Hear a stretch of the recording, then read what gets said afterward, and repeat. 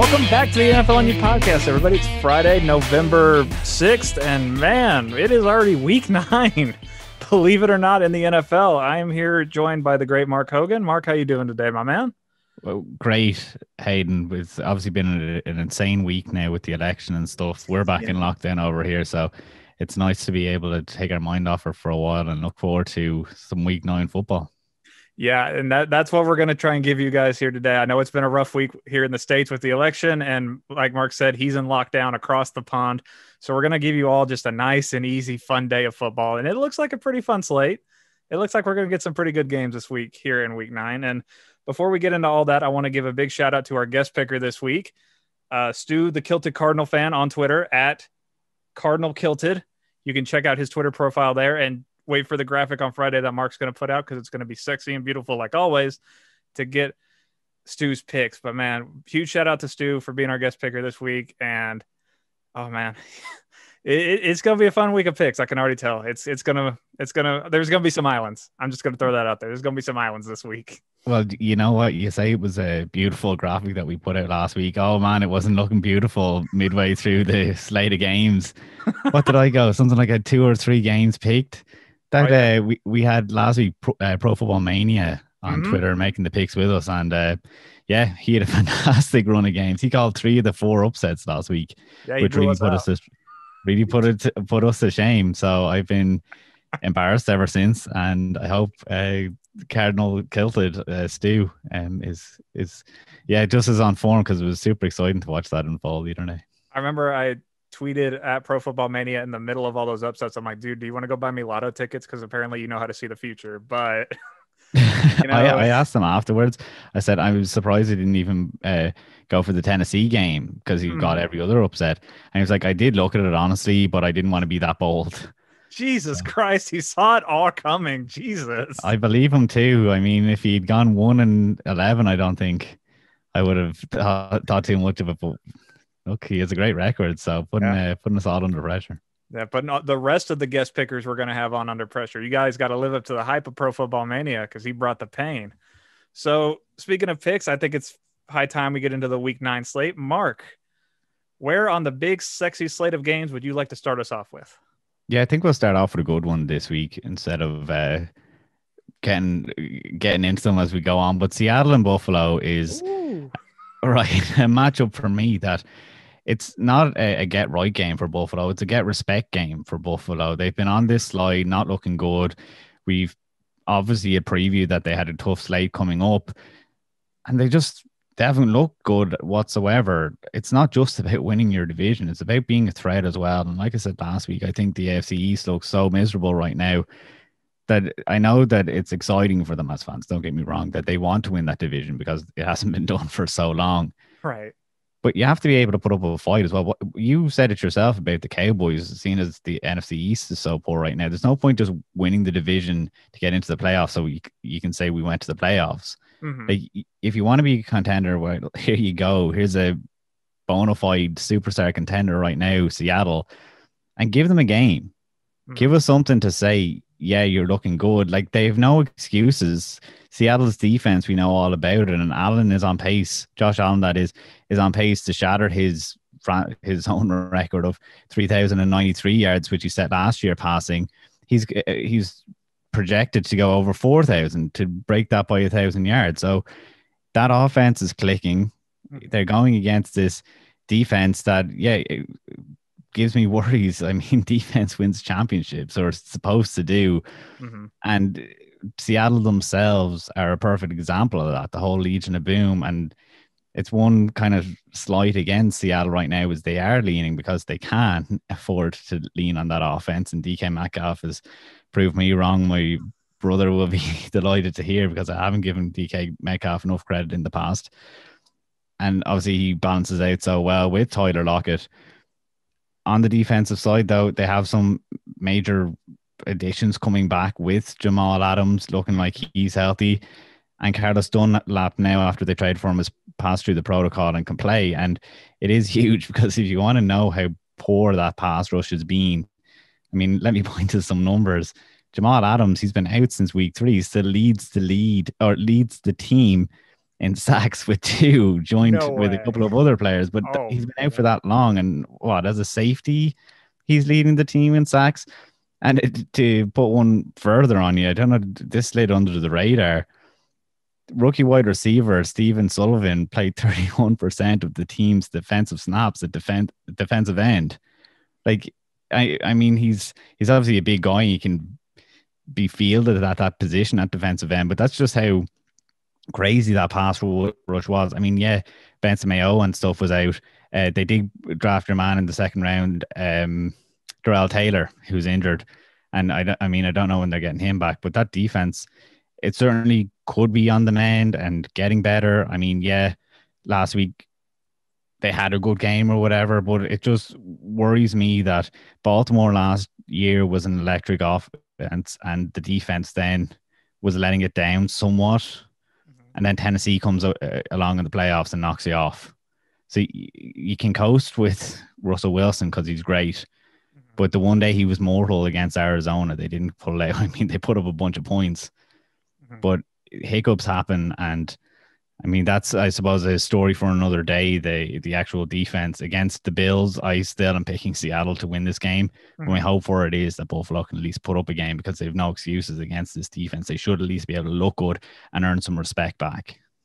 You're absolutely right in that, if you say Seattle and Buffalo are playing each other, I think most people would initially gut reaction say, oh, Seattle's going to win it. But when you tell them that, hey, it's going to be a slightly earlier kickoff and it's going to be in Buffalo, that's prime time real estate for a put up or shut up game for Buffalo, in my opinion. Mark's 100% right. This is not a get right game. This is a respect game for Buffalo. This is the game we've been waiting for to say, all right, put up or shut up for Buffalo. And that this is a really good Seattle Seahawks team, and the defense has been an issue all season long for them. And like Mark said, they played good against San Francisco, but San Francisco was beat up to hell to begin with. So it's hard to put stock in what we saw from that defense.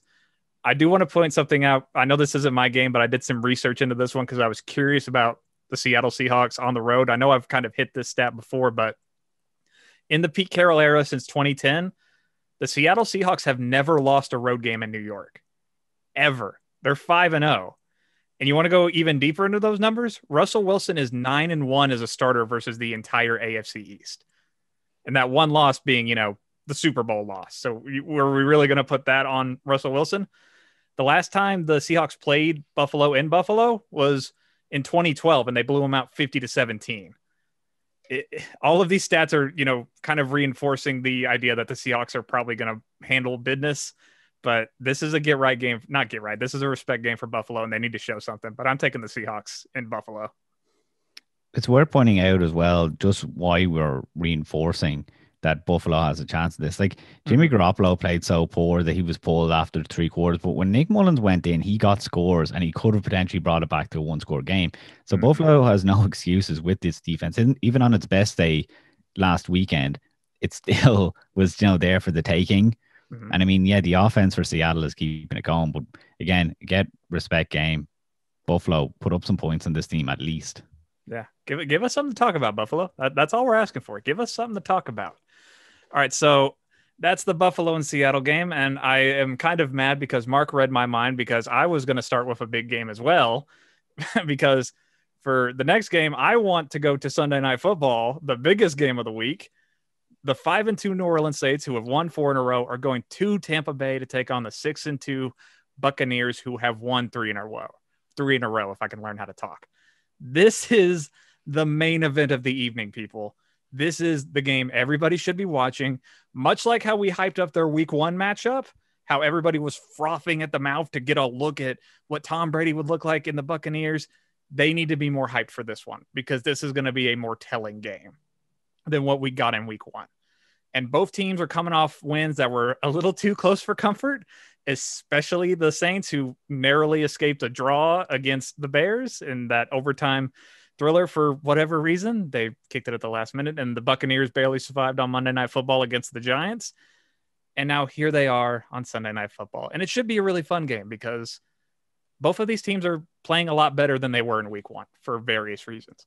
Brady feels like he's turned back the clock to what he was not just a year or two ago, but I would argue 4 or 5 years ago. He's looking that good back there throwing the football. Get this, Mark. He's thrown 20 touchdowns to 4 interceptions so far this season. There are only 2 quarterbacks who have better numbers in that regard. Mahomes with 21 touchdowns to 1 interception, and the aforementioned Russell Wilson, who has 26 touchdowns to 6 interceptions. Tom Brady's playing like one of the best quarterbacks in the entire league. And not only is he playing like that right now with, injuries like, Mike Evans is out every now and then, Chris Godwin's out with a finger issue, the tight ends have been banged up. Now he's getting Antonio Brown to come in and catch the ball for him. So that offense that already was really good and one of the better ones in the league is about to get even more aerodynamic. That feels illegal. That shouldn't be fair. And while I want to hype up the Buccaneers offense so much, the Saints have been doing well enough on offense that it feels like they've kind of righted the ship even without Emmanuel Sanders missing some games. And, Michael Thomas really hasn't played since week 1 with the ankle issue. They're both back at practice this week. There's talk that they could play this Sunday, but we'll have to wait and see. That kind of issue has happened a couple of times this year with Michael Thomas, where it looked like he was good to go on like Wednesday and Thursday. And then by the time Sunday rolled around, he wasn't playing. So we really won't know probably until Sunday if those two are going to line up for the Saints, but their offense has been clicking well, especially with Alvin Kamara, who's not really not just looking like a Pro Bowl running back. He's looking like an all-pro running back right now. He is literally carrying the entire Saints offense, Mark, and it is a thing of beauty to watch Alvin Kamara carry the Saints to victory almost every single week. And I think that's what's going to decide the game, in my opinion, is that how can this Buccaneers pass rush defense that you and I both know is good, that's coached up by Todd Bowles. They're the best rush defense in the league right now with 70.4 rush yards per game. How can they contain Alvin Kamara? I feel like if they can shut him down and turn the Saints into just a passing offense, just more one-dimensional, and force Breeze to throw it downfield. If you've looked at the weather forecast like I did a couple days ago, it sounds like it's going to be some kind of rain, some heavy precipitation on Sunday. Don't know if it's going to be fully affected in prime time, but if you think outdoors in the rain and you're asking old man Breeze to push the ball downfield, it's kind of a troubled situation. So I think that's the recipe for success for the Bucs. Take away Alvin Kamara, force them to throw downfield, and let Tom Brady and Antonio Brown go hard in the paint. I'm taking the Bucs to win. This is the game that you and I both said after the week 1 loss that let's wait until the Sunday night game in a couple of weeks to really judge the Bucs. And I like what I'm seeing from them, and I'm taking them to win on Sunday night. Yeah, I love that you brought up that comment. I was going to say, isn't it crazy? Our first show of the year when I was saying that it's unfair to keep this game from Sunday night. Well, they obviously knew what they were doing because now it is set up so nicely, and I know we had to wait for it, and I didn't want to wait for it at the time. It was the right decision. There's a few doubts or whatever in my head. I had to start taking notes on your points there because I think there's just so much to delve into in this game. Absolutely, they're riding Kamara in New Orleans right now, so much so that Bruce Arians has said that I coach Marshall Faulk and Alvin Kamara is far superior than Marshall Faulk, which is an insane amount of praise. And Bruce Arians, have some comments from him later on when we're kind of talking about the Giants or whatever. But I suppose when he says something, it's something that you listen to because he's a very honest and open coach. Mm-hmm. But another kind of thing that you were saying there about how well Brady is playing, like he is playing phenomenally well, and it's kind of tough. And I'll touch on this when I will go to New England after this game. I hate to contrast, but I mean it seems that's how it's going each week now. Mm-hmm. But when you say Brady is playing well, we haven't been impressed with them on primetime yet. Mm-hmm. Like the Monday night game that just went by against the Giants, they easily could have lost that. Oh, yeah. And when they were playing Chicago, they easily should have lost that too. So I don't think it's the lights getting to Brady or anything, but it's just on primetime games they haven't showed up. And for a team that kind of was looking a bit hit or miss for a few weeks there, as are the Saints. I mean, these are two teams that have a ton of potential. Like you let the Saints off because we have kind of identified more that it is down to Michael Thomas and that not being on the field. But it's a very tricky game, I think, to pick, just because they are so hit and miss so far this season, these two teams. And it should be an absolute barn burner of a game. But whoever gets off to the hot start with both of these teams, it doesn't matter who they've played so far this year. If they get off to a hot start, they look phenomenal. But if they're a bit shaky getting off, someone can take control of this game very easily. And not that there's going to be a blowout, but it could be very one-sided. Mm-hmm. So I'm siding with you, going with Tampa Bay to win it as well. Mm-hmm. it'll be a very telling opening quarter, though, I think, to determine the outcome of this game. I agree with that. And I want to touch on something you just talked about how they haven't shown up for the primetime games. And you think about their opponents in those games, the Giants that we just talked about, and the Bears. And that was back when people were still having a lot of questions about the Bears. I want to draw on your experience as a Cardinals fan because you had Bruce Arians coach your team for a number of years.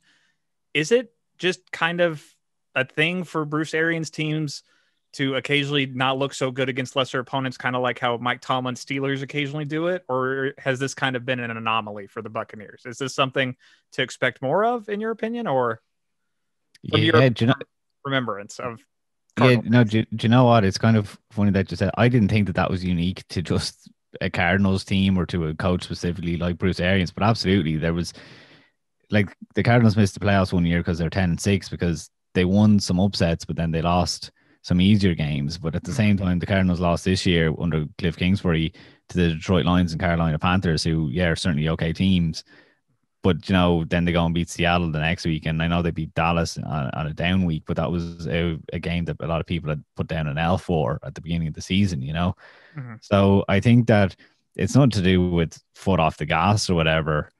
It just happens. I wouldn't say it's to Bruce Arians specifically. Okay. You have too much experience in that side now. Like, actually, do you know what? Tampa Bay fans listening are probably thinking, no, this is always happening to Tampa Bay. I think every fan feels a bit of bad luck for whatever reason that they lose. But I wouldn't attribute it to Bruce Arians. I know you made a good point there about the Steelers. The Steelers certainly do seem to sometimes, but I think it just happens, and it's not down to one person or team in particular. Okay. I just wanted to make sure. It popped into my mind this week, and I'm like, I wouldn't be surprised if that was the case because we know the Bucks, when they're clicking on all cylinders, they can literally beat anybody right now. And I think they're going to prove that Sunday night. And I think if they do, I think I'm ready to get on board their ship and say they're going to win the South.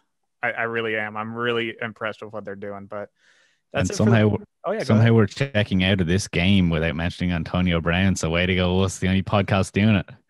I name dropped him for like all of 5 seconds. So right.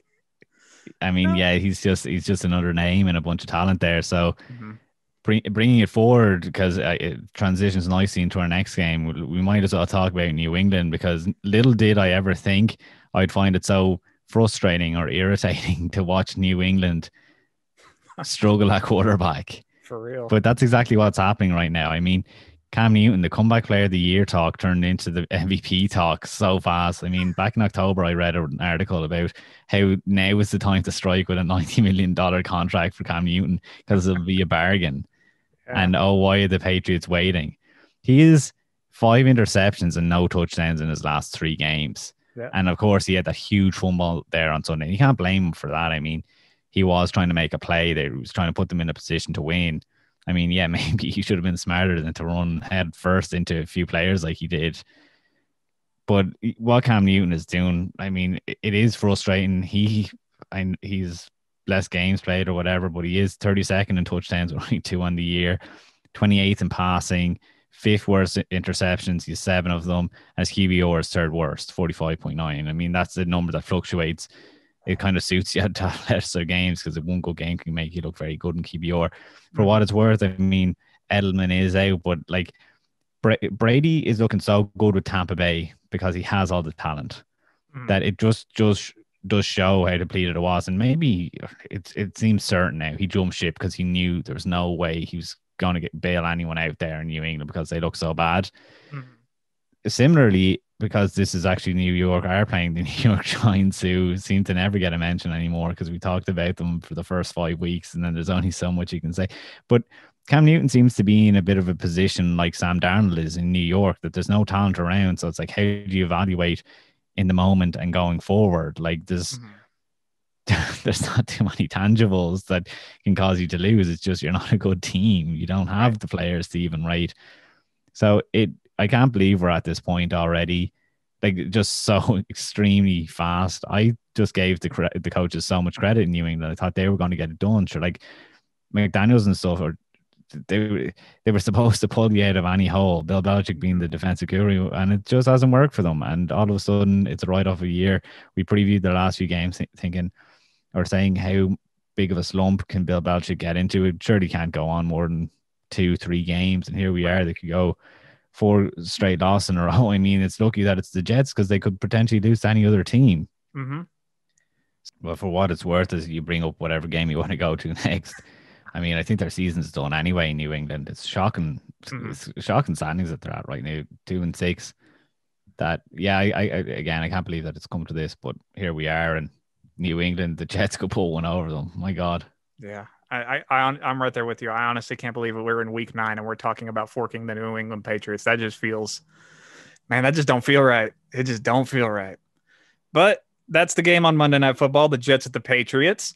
And you know what, Mark? Let's go to another team that's really down on their luck right now, because the 7-0 Pittsburgh Steelers, the only undefeated team in the league, the number 1 seed in the AFC right now, is going to Dallas to take on the 2-6 Cowboys, who have lost 3 in a row.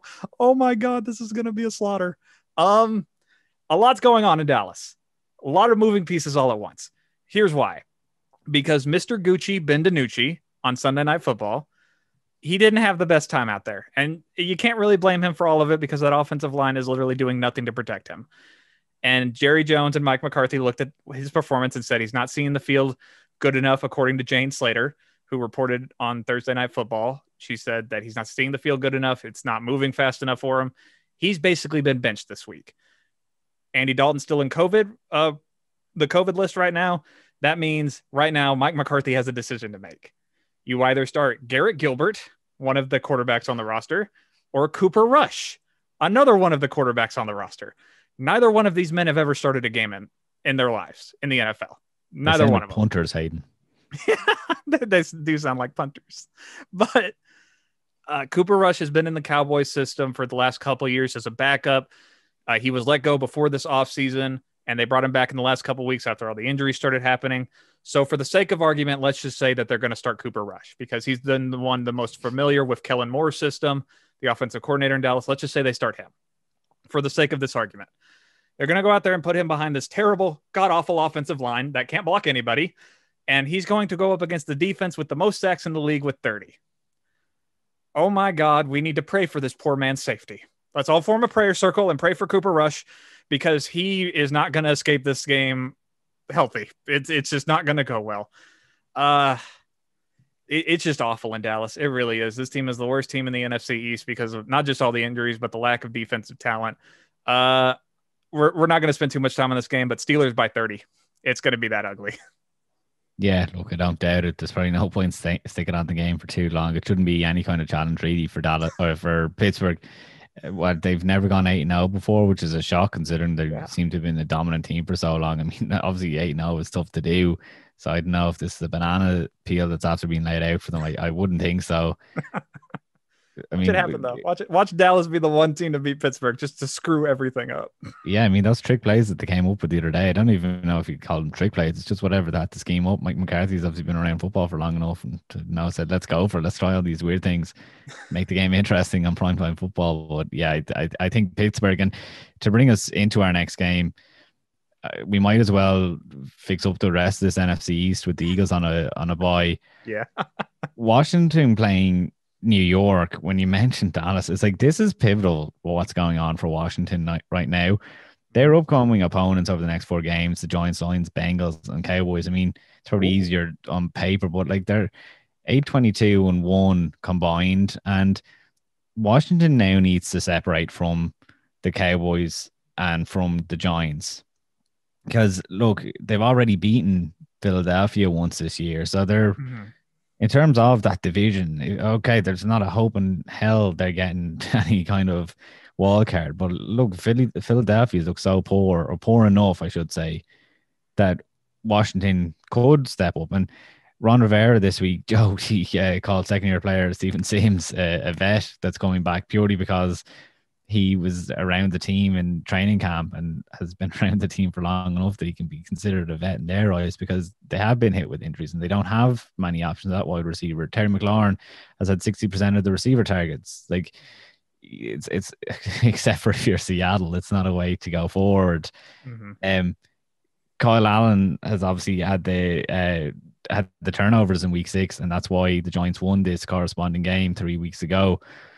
But I suppose to bring it to the Giants, Daniel Jones is the one that should have the turnovers historically, not Kyle Allen. And he's going backwards this year. I mean, 13 turnovers in 8 games. He's had the most turnovers to start his career now, 21 games, I suppose, in since Ryan Leaf 20 years ago. Oh man, He's you don't want to be on that 36. list. You don't. He's 36 turnovers to 31 career interceptions, Hayden. So, like, Daniel Jones is now a question, a topic in New York. Jojo's is being asked about that. Should he be benched? And those comments that I talked about with Bruce Arians, like, he seems sympathetic but bewildered after Monday Night Football. He just said he's trying too much.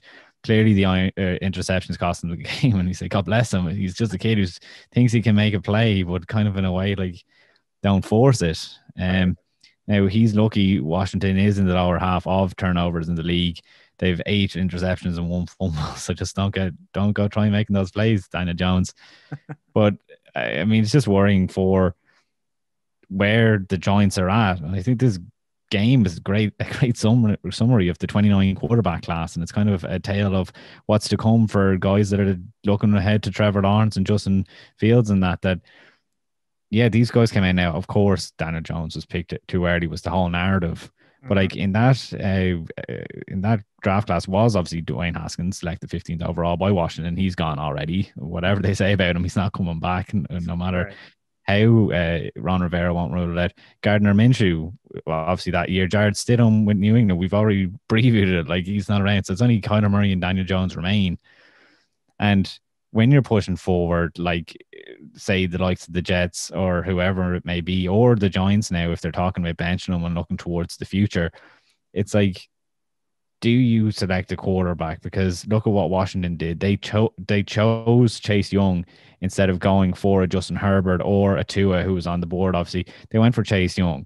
And how has that set them up? There's a comparison there with the Rams and Aaron Donald being there and being an absolute game wrecker, but Jared Goff being your ceiling, and how he let the Miami Dolphins beat them the other day. So there's a lot of kind of storylines within that game, and a lot of just nuggets or whatever that you can pay attention to. But to bring it back to this week, I just think that it's important for Washington, if they want to stay in it with Philadelphia. This is an important game for them to win within the division. I think I texted you. I don't think we said this on air, but I think I messaged you the other, like, a week ago or something like that. And I said, I think this division's coming down to Philly and Washington. I feel like those are going to be the 2 teams that are going to be competing for it. And if Washington is going to compete for it, like Mark and I believe, this is a game they need to win.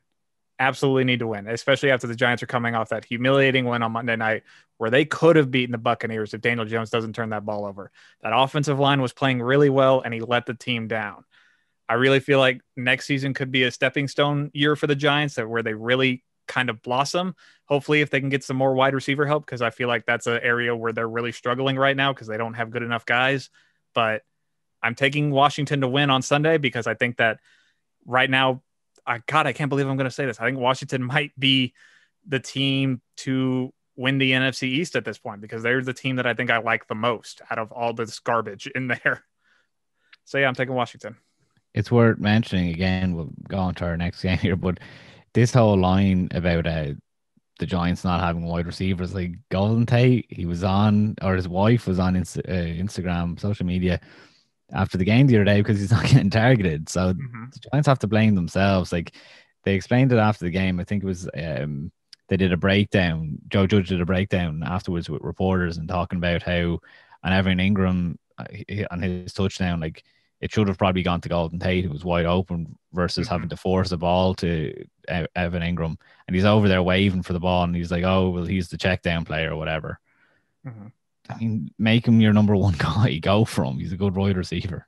He is a good wide receiver. It's just, I don't know. It's like they have a good, like, collection of guys, but there's no really guy that, like, scares you in the Giants wide receiver room. I mean, it should be Sterling Shepard or someone like that. Like, I think they have more. I don't think it's a fair excuse to keep on making for them, because it is a narrative at this point around the team, and I think the reason that I say that is because I was saying that this team should be blossoming this year, not next year. They should be blossoming this year. I said that if Kyler Murray was expected to make a year 2 jump, why couldn't Daniel Jones? And I think it's too easy to put down to, there was a couple of injuries. It's on Daniel Jones' shoulder the other day. We all know what happened, the 2-point play and stuff the other day, that he had to check it twice before he wanted to throw the ball and potentially cost him going to overtime in the game. Why not move to a game that I think is going to divide Mark and I?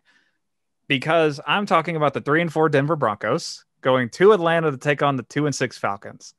And I can hear Mark snickering because he already knows where this is going. So here's the deal. On Twitter, after the last Broncos loss to the Chiefs, I told them that I gave them a 2-step plan on how to get them back to 500. And they've already accomplished step 1 of my 2-step plan. Step 1, they beat the Chargers. And I know it was crazy and I know it was fluky. They still won. That's all that matters. Step 2, go to Atlanta and beat the Falcons. That's my 2-step plan, people. I know, super in depth. This Falcons team hasn't won at home all year. And, they've been kind of hit or miss at points, but they're still frisky. They're still, if you overlook them, you're going to get caught lacking. Just ask the Panthers and the Vikings. They still have a ton of talent on that offense, and they will make you pay.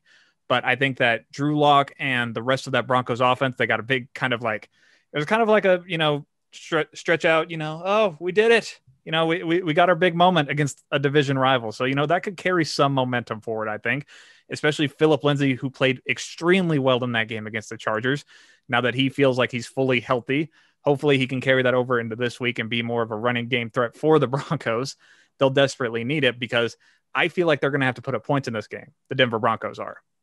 Because like Mark and I have talked so much throughout the season, this Falcons offense is good, people. Matt Ryan leads the league in passing yards. Don't look at their record. Look at the team. They're still trying. They're still playing hard.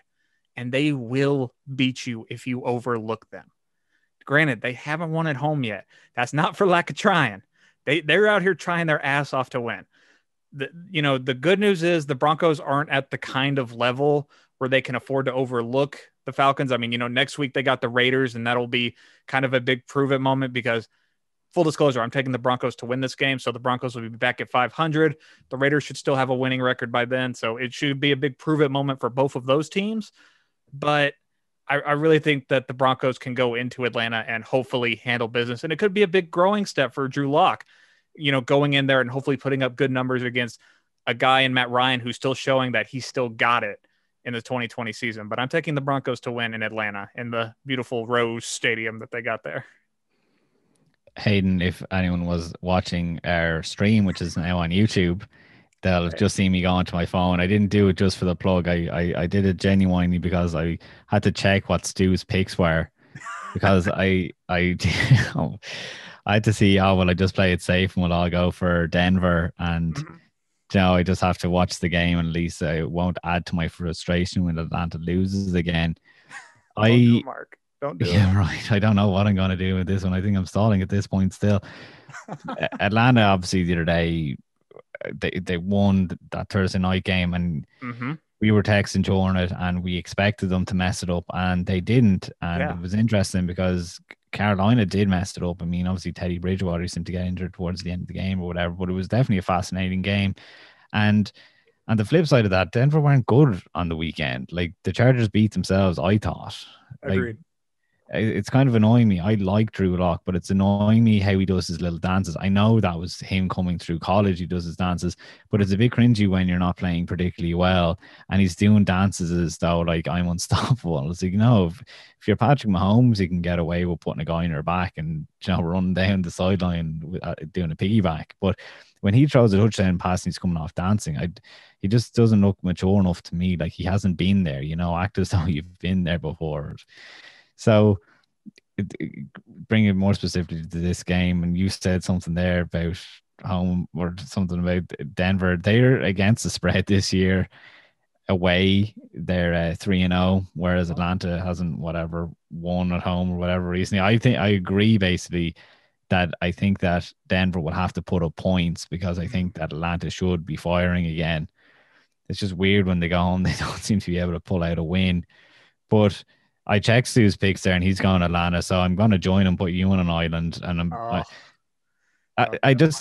thought I was done. I genuinely thought I was done, Hayden. And last week I said I'm going picking Denver in this game, but it was just the antics out of Drew Lock that I thought, and this is now away from me enjoying Atlanta's football, because I genuinely last week decided, no, I'm done on them. They can't get wins, and that's their problem. Mm-hmm. And I thought that on Thursday night the other day. I still thought they were going to mess it up.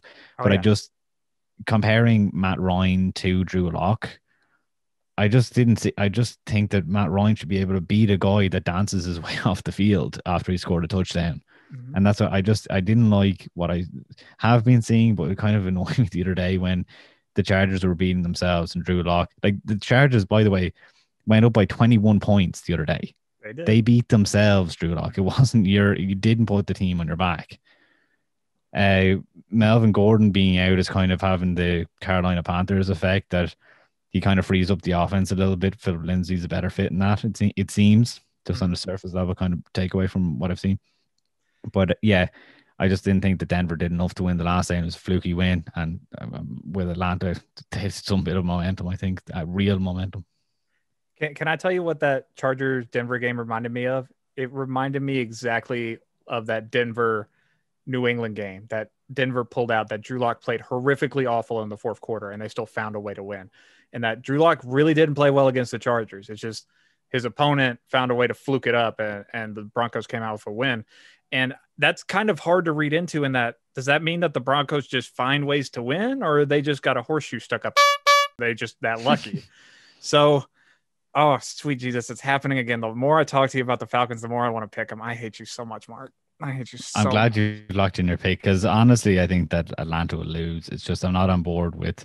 I know I'm sending him to the bowl corner, or whatever you want to call it, the naughty corner. Maybe you guys call it America, but I just thought his maturity. He didn't look like a guy that had allowed his team go down 21 points. Mm-hmm. And I just thought it was a bad sign. Just, hey, maybe that's good. Maybe, it's like water off duck's back to him, that he doesn't take it in when you're down. That's a great mindset to have as a quarterback. Right. I was just, something about it irked me the other day. It might have been the fact that I had the Chargers picked in that game, and I thought it was I desperately needed wins the other day, as I've alluded to already. Whatever, I had 4 or 5 or 6, and 6 wins I think I had last week, which is obviously here. I'll bring it forward to the Chargers while we're on them. Sounds which fair. I think it's a super fascinating game, Hayden. Mm-hmm. So I suppose anyone that's listened to this over the last few weeks, that I've become a bit of a Justin Herbert homer. I just think there's such an energy out of the Chargers, and they go into this game favorites, slight favorites, it should be added, despite that loss to Denver the other day. And even though Las Vegas, that is not the odds makers, Las Vegas Raiders had the upset over Cleveland, Las Vegas still goes in the underdogs, slight underdogs, 1.5 points, so whatever.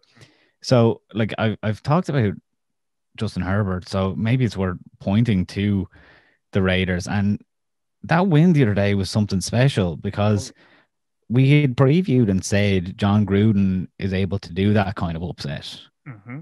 That, like, just as people look away from them, he goes and pulls a big win out of the bag like that against a contender. And it's kind of made me think, and I alluded to this, mentioned it in my power rankings the other day, that I think they're kind of the gauge in the AFC right now. Like,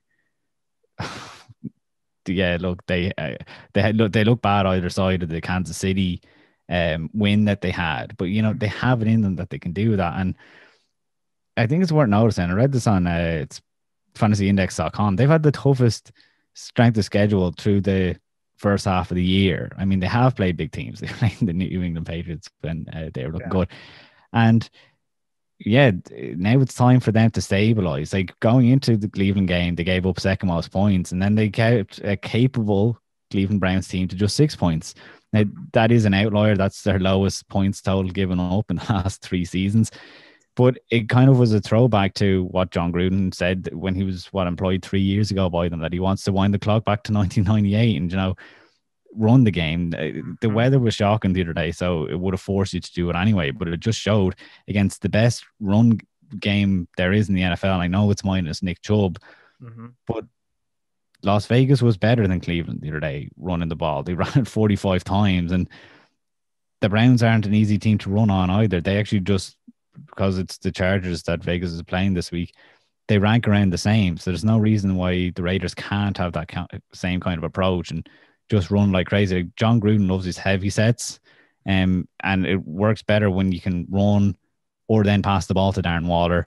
And worth mentioning is Jason Witten and Foster Moreau, their other tight ends, they their highest snap counts of the year last week. So is that the way forward? Mm-hmm. So I just think that this pounding the ball is a good look for Vegas, and John Gruden obviously will have the buy-in that he'll want to do that. Right. That I just think they're a real frisky team right now, and I can't believe I'm saying that after one game. But just it's happened other years that John Gruden does it for one game, and then it all collapses and they come back down to earth. But as of right now, I think they're the number 7 seed, and if anyone wants to get into the playoffs, they're going to have to go through uh, the Raiders. Now, had the Chargers won the game the other day, they would have been trying to get into a playoff spot going forward almost. So I think it's a fascinating game. I think you'll see if the Chargers are a legit contender going forward. I mean, it's becoming tough for them now. I think they only have 2 wins this year, but it just whatever about making the playoffs. Are you a good team this year? Mm-hmm. And I think it's a good gauge going against Vegas, and I think it sets up for a good game. I'm going with Vegas, and I know the Chargers are the favorite. I know it's there, but I'm putting it down to the coaching a bit. Anthony panicked against Denver the other day, and they didn't get across the line. I'm going with Vegas. Yeah, and the last couple of weeks, we talked about it a bit in the last segment that they blew that big lead to Denver. Chargers have blown leads the last couple of weeks, even in games that they've won. They've blown double-digit leads the last couple of weeks. It is hard to trust them to do anything right. It feels like they're good enough to get these leads in games against good teams. They're just not good enough to keep them. And at this point, I feel like it's a whole psychological issue with them where they're struggling just to do basic things right when they get in front. I feel like that's when the Chargers are at their most vulnerable, is when they have a lead. It's almost the same exact thing we were saying about the Falcons in week 3 and 4, is that we just can't trust them with it. But to Mark's point about the Raiders, there was back when John Gruden was on Monday Night Football years ago at this point, he had that segment called Gruden's Grinders, where he would highlight a guy who's down there getting the dirty work done, who's really helping make an impact, and it's not really showing up on the stat sheet. That's what that reminded me of in that game against Cleveland. They massively controlled time of possession. They just, for lack of a better word, just bullied the Browns in rainy, snowy Cleveland. And it was fantastic to watch because, we've been hooting and hollering about this Browns run game, and the Raiders said, "Nuh-uh, watch us do it." And it felt super weird the last couple of weeks to watch these Raiders, throw it deep to Henry Ruggs and Nelson Aguilar. I'm like, that's not what John Gruden wants to do. He wants to run the ball 40-something times in a game and get Josh Jacobs involved. And that's what we saw in Cleveland. And I'm right there with Mark. I'm taking the Raiders to win, and they're proven to be frisky in Vegas. They're proven to be real frisky. Man, I can't believe we're all on the Raiders bandwagon now. It's so nice. Yeah, right. Again, nothing against the Chargers, but I just think that Raiders could be for real and are contending for that spot. And yeah, they have a bit of an easier schedule for a couple of weeks. Yeah. All right. So that's the game between the Raiders and Chargers. Mark, for my next game up, I want to go to one of the more heavyweight matchups of the Week 9 slate, because the 5-2 Baltimore Ravens are going to Indianapolis to take on the 5-2 Colts, who have won 2 in a row. And I want to take us all back to last week, because Mark eloquently pointed out when he previewed the Colts game that, I'm sorry, not the Colts game, when he talked about the Ravens. I don't know where I was going with that. When he was talking about the Ravens, that Lamar Jackson has regressed this year. And he has. It's not necessarily saying that he's a bottom 10 quarterback. That's not what we're trying to say at all. It's just that he's not playing at the MVP level. And it's affecting that entire Ravens team. He now has 7 turnovers on the season. And I know he had, 4 in this game against Pittsburgh. And that's why that number is a bit higher. But still, that goes to show that he's turning the ball over more than he did last season. He has 7 turnovers now. He had 8 all of last season. So there's that. And the Ravens, as a result, have already suffered their second loss, as many as they had last season. Get this, from NFL research. The Ravens ran for 265 total yards in their game against the Steelers, and they doubled the Steelers' total yardage. Going into Sunday, teams that ran for 250 yards or more and doubled their opponent's total yardage were a combined 215 wins to 1 loss and 1 tie since 1933. And the Ravens just found a way to mess it up. I know they played better than the Steelers for the vast majority of it, and that's not really what we're talking about here. But it's just been that kind of year for the Ravens that even when they play well in certain regards, they just struggle in certain parts now. And they're sitting here on the outside looking in of the AFC North title hunt as the Steelers are starting to run away with it. And for the Ravens, the hits just keep on coming because you lose in this big time matchup against the Steelers, and then you lose your right tackle, Ronnie Stanley, for the year. That is a horrific blow, Mark. That is tough for any team to overcome, especially a team like the Ravens who love to run the football so much. And what really worries me is that they're going to against the Colts, who have a pretty good defense on all regards. They're the second best rush defense in the league, actually, giving up 79.9 rush yards per game. And plus, get this, the Colts are finally getting Darius Leonard back, who's missed the last 2 games. He's the key to everything on their defense. And now he's coming back against a vulnerable Ravens offensive line. That's how the Colts win this game, in my opinion. You swarm their offensive line. You take over their running game that really hasn't looked even close to what it was last year. I know it was historic in a lot of regards, but it ain't even in the same league as what it was. You turn their run game off and you force them to throw the ball and force Lamar Jackson to beat you with his arm. That's how the Colts win this game, in my opinion. Now, to the Colts, like Mark said last week, their offense, it needs to give us something. Now, I know they put up 41 points against the Lions, but if you watch that game like I did, you're sitting there watching them like, okay, they put up 41 points, but I came away still not impressed with them for whatever reason. They still lack the big plays. T.Y. Hilton got hurt and left the game. I mean, sure, they had a couple touchdowns that went for like 25 yards or more, but I mean, for Christ's sake, can you just throw a 30-yard bomb? And I promise I'll shut up about it. I swear I will. But they just can't do that for whatever reason. It's not like they lack the talent. It's not like Phillip Rivers hasn't proven that he can still throw it deep. It's just for whatever reason, it's just not clicking right now to get some kind of big plays. And as much as my body is sitting here screaming that the Ravens are going to go into Indianapolis and win this game, I'm taking the Colts in an upset. Give me them Colts. Give me that horseshoe. Yeah, I'm surprised actually. I thought that you would kind of suggested maybe going into that the second half of your analysis there that you're going to pick the Colts. Then I thought you reined it in. You said no, they don't have the big plays, but you went and did it. I'm sticking with Baltimore in this one, and it was because of one of your secondary points that look, I've loved the Colts coming into the season, but they haven't impressed me. Right. And the other day, talking about Detroit, we're going to their game next, but they've no pass rush, and that was the thing that we'd said. If you give Phillip Rivers time, he'll be able to. And they had nothing. I think they had 3 quarterback pressures. That's horrendous in the NFL. You have to be able to get more than that. So of course they put up 41 points, but I just don't know. They're such a. Look, if I feel like they're a bit like the Chicago Bears, like they've no statement game, and it's like they're on this great record, but they probably don't deserve it. And I'm probably just giving them a free pass because I like them, and I say that they do have the talent and they're well set up and stuff like that, and they've good coaching. That this would be a bit of a marker. I'd actually enjoy to see them go and win this game because it would be a statement and it would kind of legitimize their push to make the playoffs, which I think at this point they're looking good to do. I think they're looking good to do for many reasons. One of them being that there's a bit of a distance now opening up between a few teams. I mentioned that in my power rankings this week, that it's kind of, there's a bit of daylight between certain teams, and it's going to be very difficult to make up the games for the likes of Miami, who I think is the most likely all of a sudden playoff contender that isn't quite there right now. Going back to this, though, I just think that, Baltimore wasn't good the other day.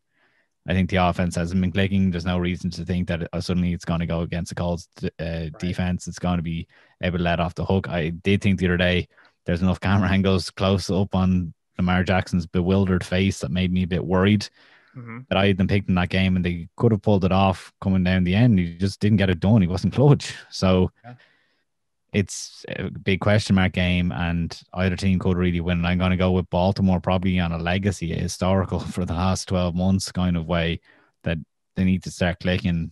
They haven't blown me away this year. I wouldn't fear them, especially after seeing how they put up against Pittsburgh the other day. Pittsburgh is definitely looking like the favorite to win that division all of a sudden if Big Ben can stay healthy. Yeah, and that's really what I want to focus on, is that, you know, it feels like that, you know, at the beginning of the season, we were all saying, oh, Ravens, they're going to for sure be good. And now that they've started playing, it's like, now we can actually sit here and say, you know, it's not outlandish to say that the Colts could win this game.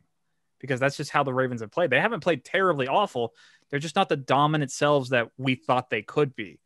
And that this game, I really feel like could be kind of a massive game this weekend, because not just of the two teams and their records, but Mark, at this point, we're expecting the Ravens to be the playoffs, and the Colts are making a serious case that, they could be potentially a wild card team, and maybe not even just a wild card team. They're right there with the Titans in the standings, and that neither team can really afford a loss right now, especially with the Steelers starting to pull away with the North, and they've got basically the easiest of layups against Dallas this week. I mean, the Ravens really need this win, and the Titans the Colts want to keep pace with the Titans. This is a really, really big game in terms of both divisional standings for both teams and playoff standings. I mean, imagine if it comes down to the end of the year, both these teams make a wild card. This game could be the tiebreaker that determines their seedings. And this is a big game to keep in mind, a couple of weeks from now. It really is. But I'm taking the Colts in the upset. It's an incredible way of looking at it. But the tiebreak as well, I wasn't even thinking about how the Ravens are suddenly a wildcard team, and it could be huge. I do want to come out of this game, though, noting that at the beginning of the year, we had Chance saying that if the Colts get to 5 wins on the season, I owe you an apology. And some of his friends then who would listen to the show text him saying, who's that Englishman that thinks that the Colts will be good this year? So I've bided my time. You've waited for this. If certain individuals are listening to me, my Twitter is at One Super Bowl Drive, and you can send your apology in by tweet. It'll probably take a couple of tweets because I don't only want 280 characters. I have waited for this one, and they got to their 5 wins, and we're suddenly thinking that they could beat the Baltimore Ravens this week. So he's waited his time. He's bided for this moment. He is so salty about the Colts. I'll leave it at that, and I'll give you an update on how those apologies are coming in. We'll wait for next week, and we'll be looking forward to them. The market counter probably be going about as slow as the counting in the election at the moment. Oh, he had to bring it back. It'll take me so long to get through all those apologies that I'm owed at that point. But yeah, we'll move on to. We'll move on to, I suppose, speaking of the election, but we'll go to Michigan. Well, I guess this game isn't in Michigan, it's in Minnesota, but the Detroit Lions at Minnesota. Mm-hmm. I think that, look, we should get it out of the way first. Matt Stafford is in the COVID protocol. I don't know if he's going to play this week. The signs suggest that he can play this week, whatever way the protocol is. I guess he was in close contact. He hasn't been positive for COVID, so it means that he's allowed to come out of it. Chase Daniel, for what it's worth, is the backup, which I guess we don't want to see that. But I guess there's more worrying signs for Detroit. They kind of got a bit of momentum. They looked horrendous there the other day. Kenny Golladay, he goes out of the game the first half, and they couldn't. Well, I guess they did replace him. They had Marvin Hall, who is their big play guy in his place. I mean, Kenny Golladay, he missed the first couple of games of the season. He still leads the team 338 yards, which isn't a huge amount, don't get me wrong. Right. But to do it with 2 games less, I mean, you'll respect it. He only has 20 catches, so he's their big play guy. Marvin Hall was able to fill in the other day. He had 113 yards and 4 catches, one of them being the longest, 73 yards. But play to play, I don't think he makes as much of an impact on the field. You don't have to fear him as much. Mm-hmm. Marvin Jones had kind of been relegated to this kind of unglamorous role. He did have his 2 touchdowns on Sunday, which kind of, maybe was an impact of Kenny Golladay. Then TJ Hawkinson, who I've obviously been high on, is stepping up. He had a career high 10 targets. He had 7 of those catches. And we shouldn't forget a couple of weeks ago against Atlanta, he had that game-winning touchdown. So he is stepping up. The reason I mentioned this is just the depth. Detroit's offense wasn't working to begin with. You feared like Matt Stafford wasn't really, just getting it done. And now it's worse off. Adrian Peterson is still commanding that running backs room. DeAndre Swift has been disappointing so far. He hasn't kind of made any impact as a rookie. The other rookie wide receiver, Quintez Cephas, started in week 1, and he's been inactive from week 6 to 8 then. Like, this isn't a good sign when they're hyping him up. Oh, he can make an impact this week. Mm-hmm. So I'm worried for Detroit's offense because, like I said, it wasn't clicking before now. You lose Kenny Golladay. Are we going to go back to the week 1 and 2 version of the Lions that just couldn't get it going? Right. I mean, we're talking about other running backs that have missed time, Melvin Gordon and Christian McCaffrey, that has actually elevated a team. So, when your stud or your star on the offense goes down sometimes, but I don't think that's going to happen with Detroit now. Now, I should note last week I previewed, or whenever I previewed the Atlanta game, I was saying how the defensive backs, when Desmond Trufant was out, what did Jeff Okuda and Amani Oruwariye, what did they have in the tank? And in fairness, they have stepped up, and now with Desmond Trufant back, the defensive backs should be a better unit that I gave them credit for a couple of weeks ago. But the pass rush, again, they were awful on the weekend, and they lose Trey Flowers. So this Everson Griffin signing that was supposed to be for the rotation and for the betterment of the team, so there's a consistent pass rush. Now he's only filling in the role of Trey Flowers at best. Yep. So it's not like they're suddenly going to be improving on defense like they should have been. And that's bad when you're going against Minnesota, who last week against Green Bay, I don't know, did many people notice, there's a read about it, Jair Alexander was lined up over Justin Jefferson. So they're treating, Green Bay has now treated Justin Jefferson as the number one wide receiver for the Minnesota Vikings, relegating Adam Thielen to that 1B role. It's suddenly, do they have this two-pronged wide receiver attack again in Minnesota after getting rid of Stephon Diggs, which would be phenomenal. Again, another guy I didn't give credit to was Justin Jefferson. And again, it's a division game. Minnesota just beat Green Bay because you get so amped up for these division games. The Lions look like an easier division team. And suddenly I'm going with Minnesota to win this one. Yeah. So full disclosure, when I was writing my notes, I had this whole thing planned out because the Vikings haven't won at home since week 14 of last year. They had a couple road games, home games late, and they lost them, but they haven't won since week 14 of last year against these Lions, coincidentally enough. So I was actually going to come in and say, oh, you know what? Detroit's going to win. And then Matt Stafford got put on the COVID list, and I was like, can't do it anymore. Now, granted, here's what happened. They're saying that he was in close contact with a high person that had COVID. So it's not like he tested positive for it. So far, he still tested negative. And if he keeps testing negative in the lead up to Sunday, he will be able to play. But right now, he's not able to practice at all. And that's very concerning. Mark mentioned Kenny Golladay a couple times throughout his thing. And lines are vastly different on offense without the great Kenny G. And it's still up in the air if he's going to play in this one. All of that considered, I'm going with Minnesota now. It's just too much for the Lions to overcome, in my opinion. Even if Matt Stafford does play, he hasn't practiced since Tuesday at this point. I got to go Minnesota. I just can't. Which is a surprise considering Minnesota was playing so poorly. But I also surprise myself sometimes. I give, 5 minutes without taking a breath, and then I say, suddenly I come to the conclusion that it's Minnesota. That wasn't sudden at all. I set that one up for far too long to say the word suddenly. Oh, man. All right. So we're both taking Minnesota in Minnesota. So let's go now to a different kind of game in Kansas City, because the 3-5 Panthers, who have lost 3 in a row now suddenly, after all of that praise I gave them, are taking on the great Kansas City Chiefs, who are 7-1 and have won 3 in a row. The big thing for the Panthers is, of course, it feels like we talk about this every week, Christian McCaffrey. Will he play in this week? All signs are indicating so far, it hasn't been made official, that he will play. Now, we're waiting for the Panthers to quote head coach Matt Rule for the Panthers. Christian McCaffrey's looked great in practice. He's looked like his old self. They're just waiting for the doctors and trainers to basically clear him. And that would be a welcome sign for Panthers fans, because they need a desperate shot in the arm at this point. Because what looked like a promising young season that they were surprising people is suddenly starting to skitter out of control after that bad loss to the Falcons. Very bad loss where Teddy got hurt. We still aren't quite clear how healthy he is. He should be go to go for this game, but that was a nasty hit he took in that Thursday night football game that he was out for a while and then he came back in. So that could be something to watch in this game, especially against the Chiefs defense that has played extremely well at times this year. The Chiefs had their trap game last week against the Jets and they passed it with flying colors.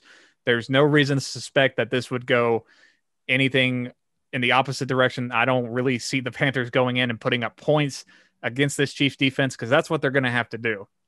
If the Panthers are going to win this game, they're not going to win some kind of 24-20 kind of field goal game. No. Teddy Bridgewater is going to go in there and have to throw 3 or 4 touchdowns in order for the Panthers to have a shot. just to have a shot. And I like Teddy Bridgewater. You know that, Mark. All the listeners know I love me some Teddy Bear. I don't love him that much. Not at all. So I'm taking the Chiefs and Mahomes. This is an easy slam dunk for me on this one. Like I said, I like Teddy. I just can't see them going shot for shot with Mahomes in that offense. I just can't. Yeah, look, Kansas City is still the scariest team as far as I'm concerned.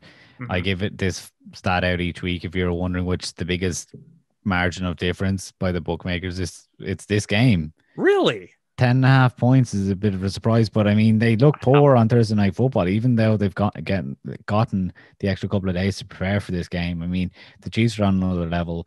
Carolina, I said this on the show a few weeks ago, they had a nice bit of a slate to look good. And then it was whether they were going to come back down to it. I do think that the slate gets a bit easier as we go forward, slightly easier. Kansas City is one that I don't see them coming away with. So, yeah. I mean, we can leave it there. Kansas City, look, Chris McCaffrey coming back at least gives them something to look forward to in Carolina. Yeah, at least you got your nice shiny toy back, but that's all you're getting in this game. That's all you're getting.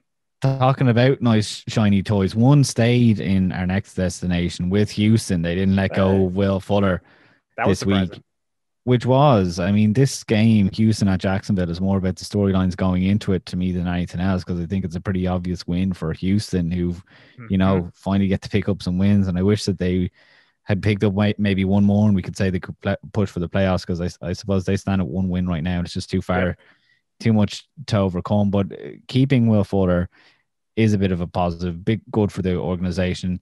You have buy-in there from Deshaun Watson. He's saying he will be part of a rebuild, obviously, and he doesn't mind being part of a rebuild. On the other side, JJ Watt he came out and he said he doesn't want to be part of a rebuild. So he says whatever's best for Houston, I'll do. But he sounds like someone that wants to get out of there because he knows their fate right now isn't too good.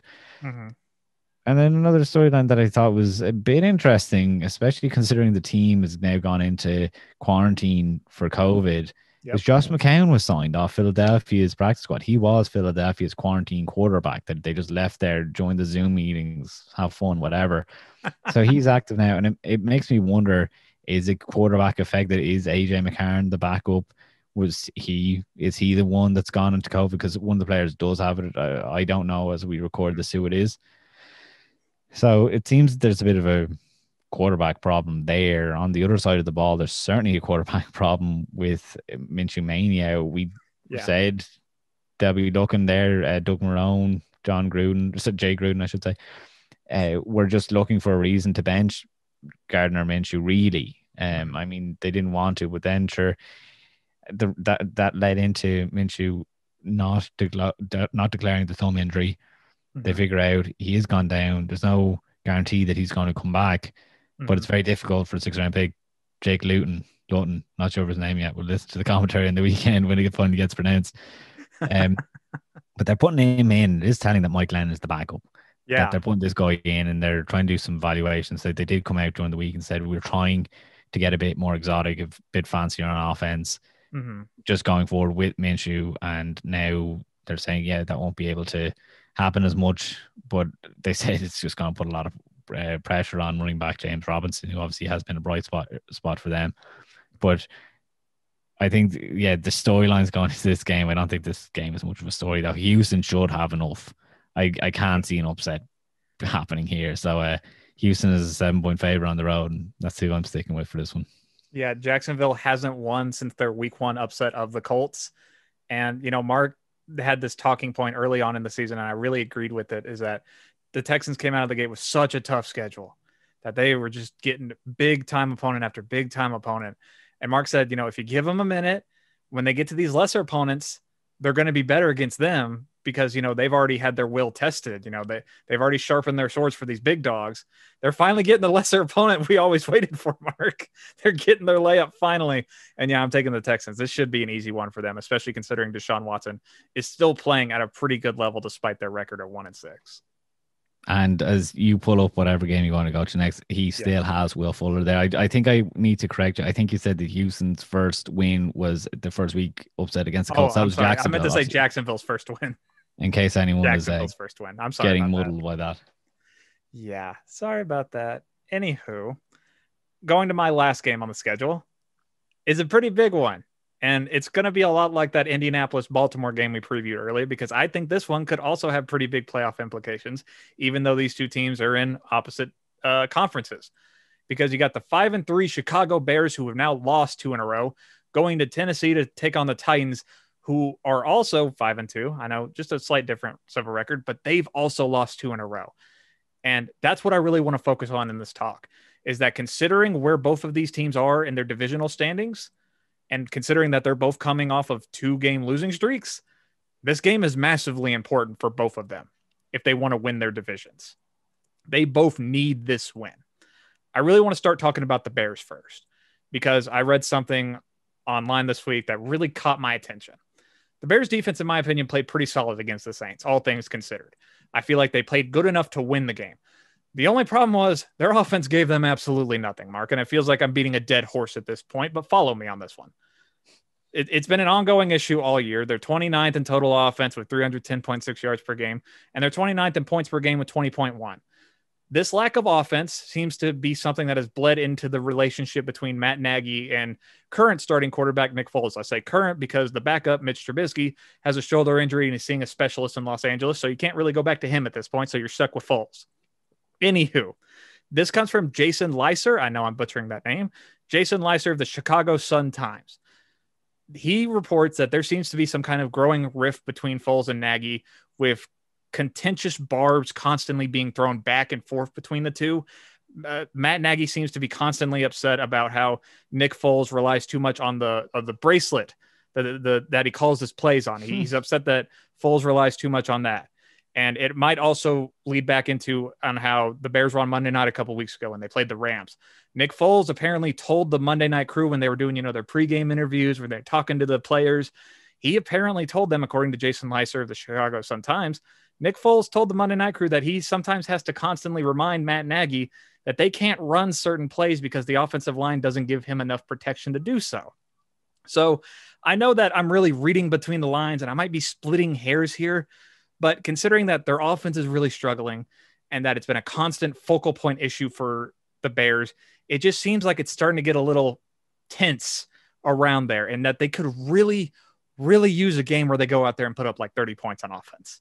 Like, just have it be an outlier. They would literally punch a baby at this point to get that kind of game in Chicago. And I think that they could potentially do it against the Titans. Now, I know the Titans are good, and I know the Bears have been awful on offense, but the Titans defense has not played good this year, Mark.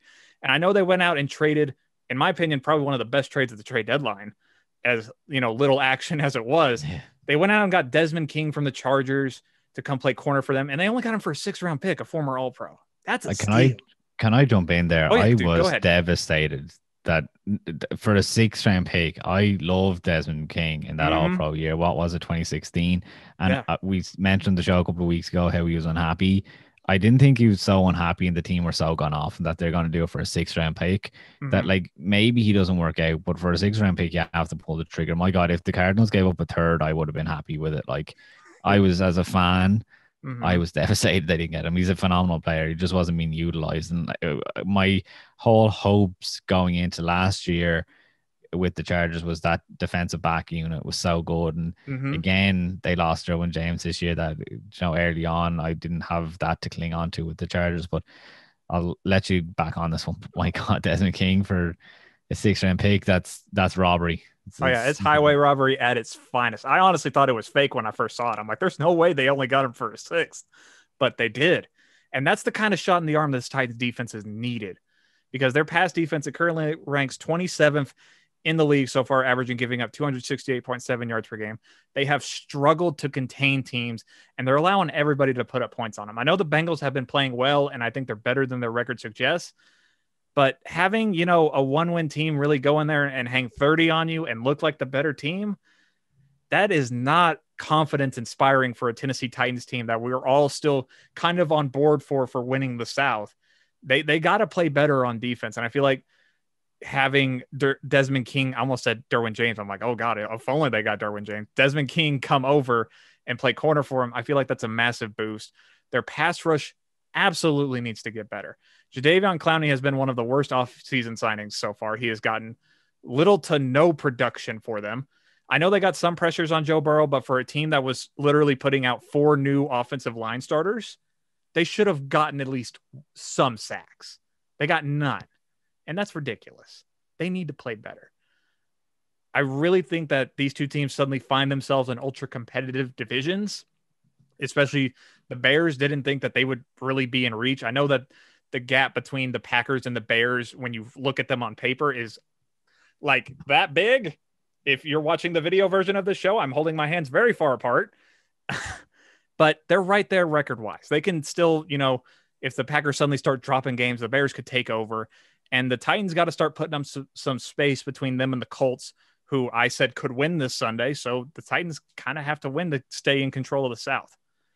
I'm taking the Titans to win this one, but I really need the Titans defense to be better, and the Bears offense needs to show me something, or else I feel like things could get worse between Matt Nagy and Nick Foles.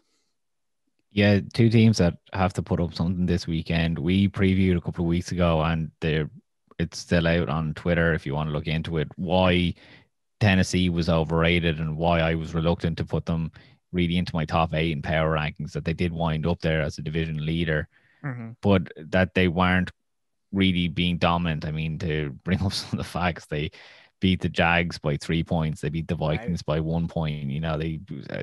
They've beaten the Titans by less than a score. I kind of gave them more props because they held on against the Steelers and only ended up losing it by 3 points. Sorry, even to mention that the scenes at the end of the Houston game, which they didn't deserve. My God, it still shocks me how exciting the end of that game was. But that they haven't been doing enough, and what we pointed out has caught up with them. That they do need to show something. And again, it's against a legitimate team, you have to say, if they're in the playoff race. That Chicago has been struggling. What you're saying about Nick Foles, I suppose the pressure isn't on yet. He just needs a bit more pressure to turn into playoff Nick. But yeah. I think that Tennessee is the one that comes out of this game. But whoever loses, I'm going to be seriously worried for, because they're two teams that we talk about needing to be legitimized, and this is going to be a huge blow to one of these teams if he goes losing this game, unless it's an absolute barn burner. Yeah. But if anyone looks born, it's going to be remembered for a few weeks. Yeah, if the Bears come out and they struggle once again on offense, and the Titans put up 28 and beat the Bears 28-14, that's bad. Or if the Bears come out and beat the Titans 30-18, that's bad too, because it's like a confirmation bias. It's confirming our worst fears about both teams at that point. But I'm glad to see we're both on page for the Titans on this one. I'm happy with that. I want to come off the game now quickly, but just because you mentioned how the Colts could kind of take a lead in that division, Tennessee has a brutal slate coming up. They obviously play the Bears this weekend. Then they play the Colts, which obviously could be for the division lead. Then they play the Ravens. Then they play the Colts again. And then they get a trip to the Browns, they host the Browns. We'll see how the Browns are at that point of the season. But there's some tough games, and a loss against Chicago doesn't start that run of games off to the best of starts. You're absolutely right. So moving on to, I suppose this might be our final game. Yep, it should be. As we host a Cardinals fan guest on this week with Stu, I suppose we better give him in case he listened to the whole. So Stu was actually picked, and I hope that's actually Stu's name. I call him Stu because it's Stu the Kilted Cardinal on Twitter. I feel bad if it wasn't his name. We've been calling him that the whole show. Should have asked him. So Stu, interestingly, as a Cardinals fan, has picked Miami in this game. Whack. I was surprised when I was talking to him because I expected confidence and stuff to be riding high. Maybe it's just a thing that us Cardinals fans have now, that you get a bit hesitant. But it was a good time that they had their bye, because a lot of people paid attention to what Miami did to the Rams last week in Arizona, knowing that, that's what you do with your bye. You're supposed to be watching your upcoming opponent and preparing for them. And I'm glad that the coaches now are taking this Dolphins team seriously. It's not so much to that takes seriously, who obviously had a shocking game. I mean, the numbers say he was 12 of 22 passing for 93 yards and a touchdown, versus Jared Goff attempted 61 passes, 3 times as many passes, and had 3 times as many yards and stuff like that. That Miami's total offense was 145 yards, which is the fewest by a winning team since 2010 when the Jets did it in their division typically. Wow. So they were hammered in total yards, or hammered in first downs, or hammered in time of possession. But that defense was ferocious for Miami last week. 4 first half turnovers, 2 interceptions, 2 strip sacks of Goff. Mhm. That will let the Cardinals know that they're in for a game. I mean, the bye came at a good time.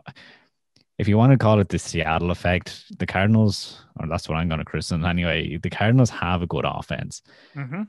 that they clearly showed in that Seattle game, which is a good case study that you can ride your offense and the defense can give up points. Now, the other side of it is, I, as a Cardinals fan, I'm getting confident in the Cardinals defense for the first time in years.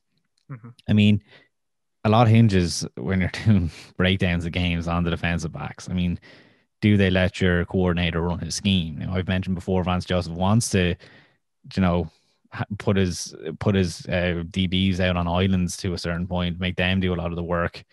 And you have Patrick Peterson and you have Buda Baker there that are able to hold their own. I mean, Buda Baker, he was in his first Pro Bowl last year, and he looks like he's going to be an All Pro this year. And it was something that was boiling over for Cardinals fans for a while. He made a Pro Bowl 2 years ago as a special teams player, and it's like, oh, when's he going to get the real Pro Bowl nod? Now he's going to be an All Pro, but he is. He's playing phenomenal right now. Mhm.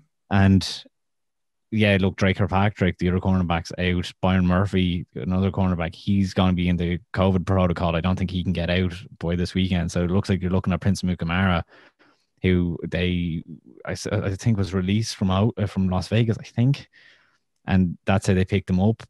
That yeah, it's nice that you have those defenders there, and if the injuries are going to happen to the Cardinals anyway or anywhere, I'd rather they were on the defense where they're kind of able to absorb them. It seems right now. I mean, Mhm. off the edge, you lost Chandler Jones, but somehow former first round pick Hassan Reddick is actually showing up after they declining his 5th year option. He's now in his 5th year and now contract year is playing well. But I feel like many injuries on the Cardinals offense. Like I know they've lost Chase Edmonds, or say they've lost Kenyon Drake, but Chase Edmonds is in there now at running back. I'm excited for that. But I suppose if you lose a Kyler Murray, if you lose maybe left tackle DJ Humphries, if you lose DeAndre Hopkins, a lot could go wrong for the Cardinals offense. Whereas I think for some reason, out of nowhere, the Cardinals defense is able to absorb some hits, not too many, don't get me wrong. But it's a feeling that I haven't had since 2015 when the Cardinals went to the NFC Championship game, that they were good enough depth wise. And that's what the last couple of years have been in Arizona. Like they went under the radar doing these moves. Like they were so bad though that they were able to, when you have the number one waiver claim and stuff like this, you're able to get better guys. And it's paying off now, those awful years turmoil for us fans. That I'm sticking with Arizona for this game. Confidence is riding so high. I'm glad that they're taking it serious. Last year they came off the bye. Kyler Murray admitted, he said as a rookie, I didn't really know how to deal with the bye. I tuned out. We came back and got absolutely roasted by the Rams in their worst performance in probably the last 3 years, as bad as it's been. It's something that is still talked about, and it's not a revenge game, but a we're back game kind of thing this week. It's like just coming off the bye, that is, that they want to get last year's mistake out of the way. And it's great. Sorry, I'm waffling now for a minute, but Marcus Golden, they traded for from the Giants, who he had been with Arizona. He was drafted, and a lot of everyone, fans and all, wanted Marcus Golden to stay around. He didn't.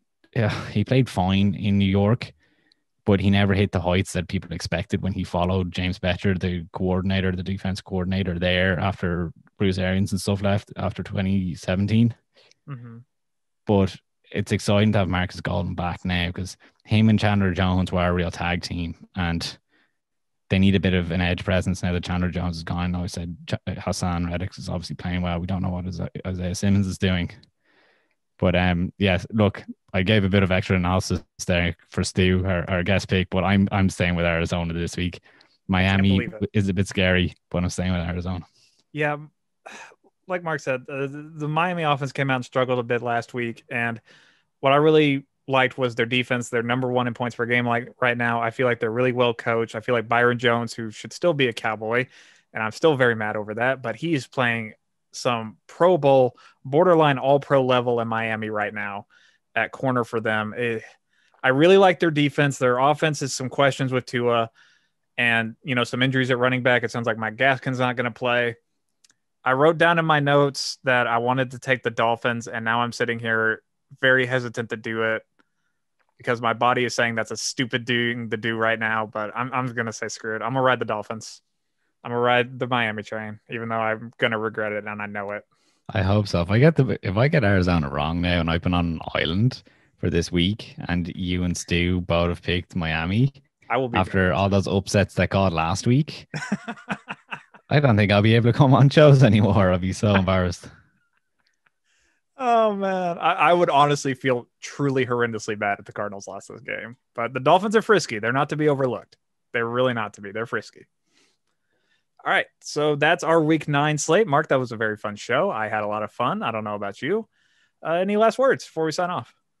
Again, for those apologies, at one Super Bowl drive, or just look up Mark Hogan and get my personal account.